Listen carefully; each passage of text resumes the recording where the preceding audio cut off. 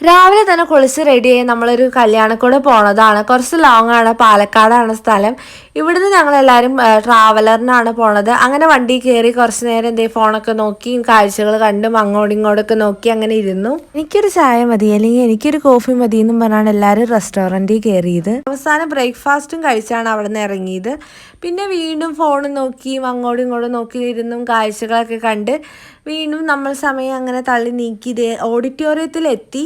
അങ്ങനെ അവിടെ ചെന്ന് ആദ്യം തന്നെ നമ്മളൊരു വെൽക്കം ഡ്രിങ്കിൽ നിന്ന് അങ്ങ് സ്റ്റാർട്ട് ചെയ്തു. പിന്നെ നമ്മൾ അകത്തേക്ക് കയറി ചെന്നപ്പോൾ തന്നെ അതേ ബ്രൈഡിനെ കണ്ടു. അങ്ങനെ കുറച്ച് നേരം അവിടെ ഇരുന്നു.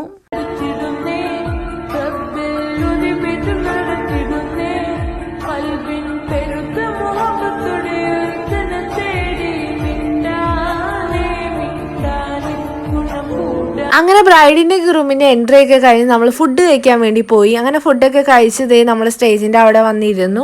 അങ്ങനെ സ്റ്റേജിൽ കയറി ഒരു ഫോട്ടോയൊക്കെ എടുത്ത് അവിടെ നിന്ന് നമ്മളിതേ ഐസ്ക്രീം കഴിക്കാൻ വേണ്ടി പോയി. അങ്ങനെ വീണ്ടും നമ്മൾ സ്റ്റേജിൻ്റെ അവിടെ പോയി ഇരുന്നു. കുറച്ചധികം സമയം അങ്ങനെ ഇരുന്ന് ഇനിയിപ്പോൾ അവിടെ നിന്ന് ഇറങ്ങുവാണ്.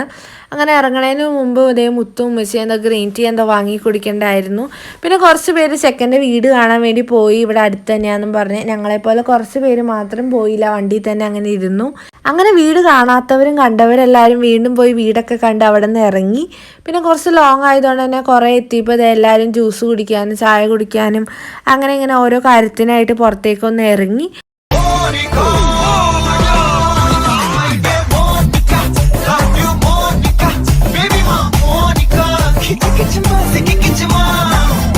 പാലക്കാടും തൃശ്ശൂരിൽ നിന്നൊക്കെ നമ്മൾ സ്മൂത്തായിട്ട് പോകുന്നെങ്കിൽ നമ്മുടെ അങ്കമാലി എത്തിയപ്പോൾ അങ്ങ് പെട്ടുപോയി.